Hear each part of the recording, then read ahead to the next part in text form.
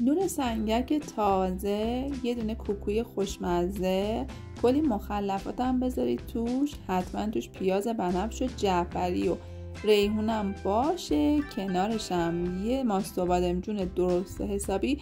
میشه ترکیب بهشتی که همه ایرانی‌ها میدونم عاشقشن. بریم با هم یه کوکوی بادمجون خیلی خیلی خوشمزه درست کنیم که قراره با بادمجون کبابی درست بشه. برای درست کردنش 3 تا سیب زمینی متوسط و با آب و نمک میذاریم که حسابی بپزه. بادمجونا رو هم باید کبابی کنیم. حالا هر جوری که خودتون راحتین. چند تا سوراخ روش ایجاد میکنم، میذارم کبابی بشه. سیب زمینی هم که داره میپزه، میرم سراغ جعفری و پیاز. میتونین از پیازچه هم استفاده کنین. جعفری ها رو حسابی ریز ریز خوردشون میکنم. خورد که شد اونو میذارم کنار. میرم سراغ خورد کردن پیاز. من از پیاز بنفش استفاده کردم. شما میتونید از پیازچه هم استفاده کنید که اونم خیلی خوشمزه میشه. ریز ریز پیازا رو خوردش میکنم.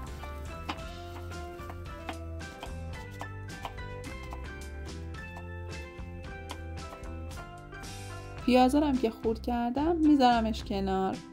میرم سراغ پوست کندن سیر. 2-3 حبه سیر نیاز دارم. اونا رو هم پوست میگیرم. ترکیب سیر با بادمجون کبابی مزه این کوکو رو یه مزه متفاوت و عالی میکنه. سیر رو رنده ریز میکنم. اون هم میذارم کنار.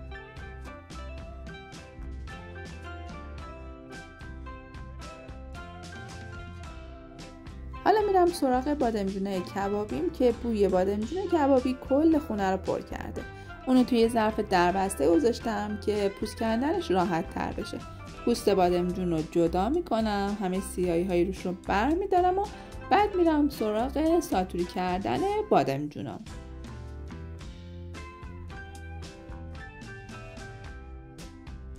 بادمجونام رو که حسابی کبابی شده ریز ریز ساتوری میکنم که داخل کوکو شکل و طعم بهتری داشته باشه و مزه کوکومو بهتر کنه.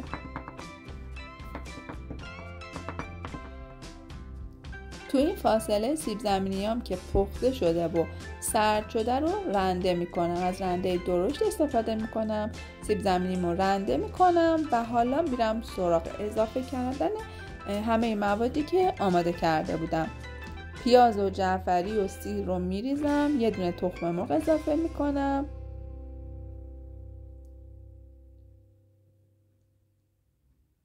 بادمجون کبابیمو میریزم و در آخر هم 4-5 قاشق آرد نخودچی میریزم.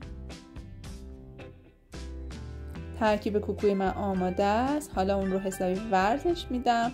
مواد به خورد هم دیگه بره. عطر بادمجون و پیاز و جعفری و همراه سیر طعم این کوکو رو خیلی متفاوت میکنه. حالا ادویه هاشو اضافه میکنم. نمک، فلفل، زردچوبه، یه کمی هم پاپریکا میریزم. دیگه موادش آماده است. دوباره ورزش میدم. مخلوطش میکنم. مزه ها حسابی با هم ترکیب بشه. میذارمش توی یخچال 1 ساعتی استراحت کنه.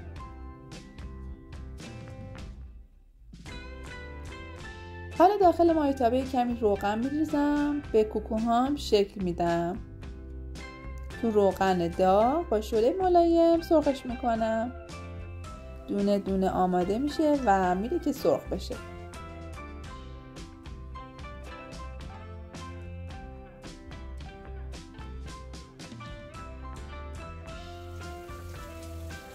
یه طرفشون که سرخ شد به آرومی برمیگردونم. طرف دیگرش هم سرخ میکنم. عطر این کوکو موقع سرخ کردن بی‌نظیره.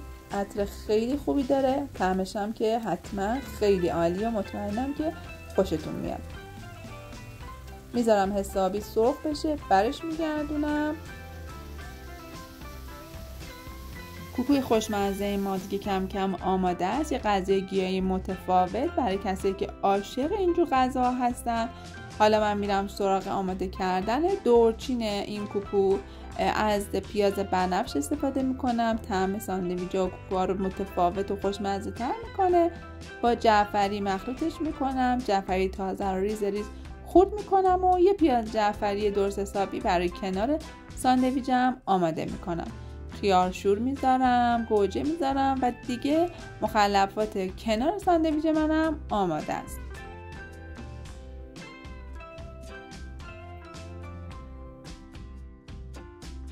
عاشقای بادمجون میدونن که بادمجون تو هر غذایی استفاده بشه خوشمزگیش بیشتر میشه.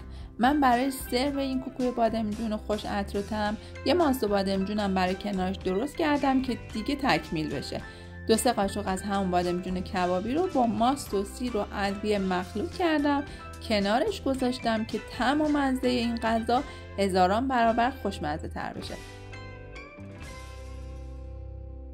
دوست عزیزم که تا اینجای ویدیوی من همراه بودی، اگر این ویدیو رو دیدی و دهنت آب افتاد، 2-3 تا بادمجون بردار، یه کوکوی خوشمزه درست کن، ماست و بادمجون کنارش هم بذار، با لذت بخور و بعدش برام کامنت بذار که درست کردی و خوشت اومده.